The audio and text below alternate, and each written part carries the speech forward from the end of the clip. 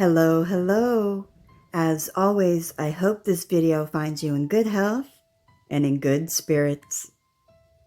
So today's video is one of the most intriguing and controversial tales from biblical mythology and Jewish mysticism, the story of Lilith, Adam's first wife.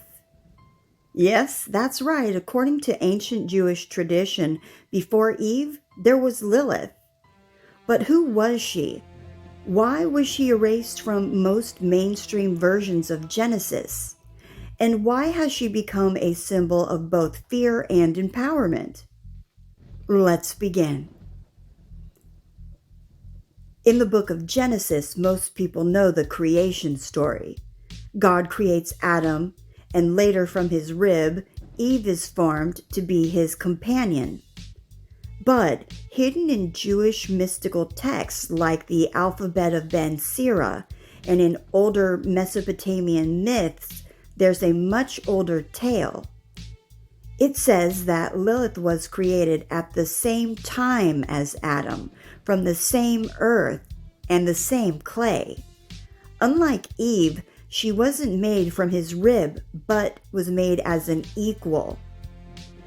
This equality, however, led to conflict. According to the myth, Adam expected Lilith to be submissive, especially in matters of intimacy. But Lilith refused, declaring, "We are equals because we were created from the same dust." This refusal to bow to Adam's authority was shocking in a world where order and hierarchy was seen as divine law. When Adam tries to force dominance, Lilith uttered the ineffable name of God and flew away from Eden. Her departure was an act of defiance, but this came at a cost. In later traditions, Lilith was demonized. She was said to dwell in the wilderness, mating with demons, and even becoming the mother of countless demon offspring. One of the darkest parts of her myth is that she was blamed for infant mortality and seducing men in their sleep. In fact, this is where the image of sleep paralysis demons and succubi partly come from. Ancient Jewish households even used protective amulets against Lilith, inscribing them with angelic names so she could not harm their newborns. Lilith's myth doesn't exist in isolation. In Mesopotamian mythology, there were beings known as Lilitu, female night demons associated with storms, disease, and seduction. Scholars believe the Hebrew Lilith was adapted from these older myths. Over time, Lilith's story evolved. In Kabbalistic tradition, she became a counterpart to Samael, the angel of destruction, symbolizing the darker aspects of sexuality and chaos. Yet in modern times, Lilith has been reclaimed. Feminists and spiritual movements often see her not as a demon, but as a symbol of feminine independence, resistance against oppression, and the refusal to be subjugated. It's fascinating to compare Lilith and Eve. Eve was made from Adam's rib, symbolizing dependence and companionship. Lilith was made from the same earth as Adam, symbolizing equality.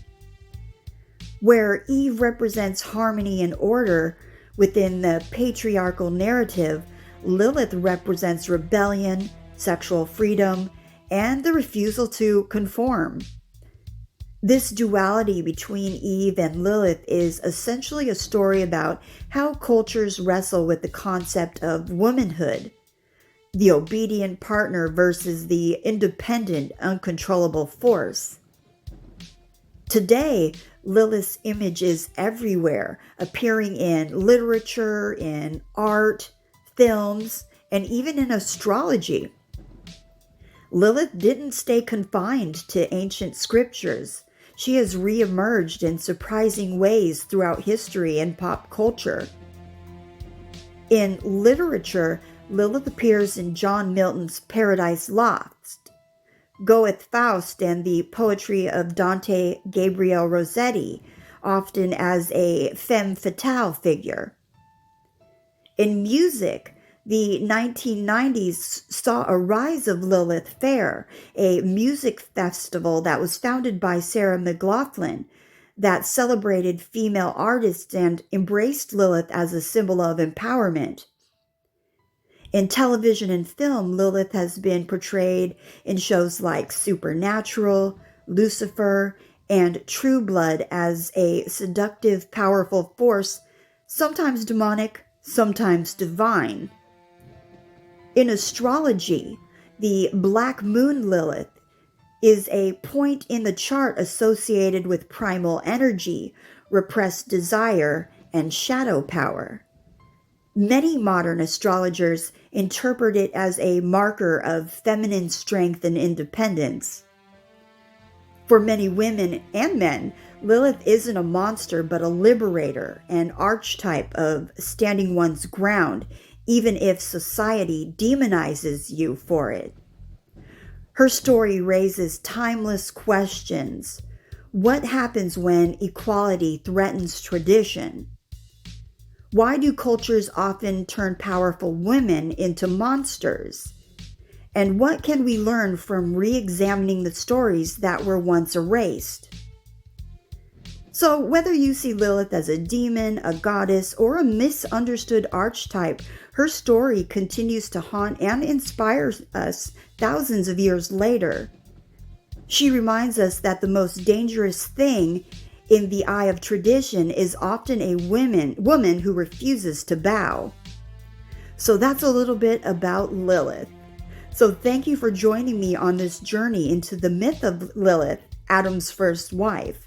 If you enjoyed today's video, don't forget to hit the like button, subscribe, and share this with someone who loves mythology and hidden history as much as you do. Until next time, stay curious, stay questioning, and keep exploring the shadows. All right, everyone, take care. Peace.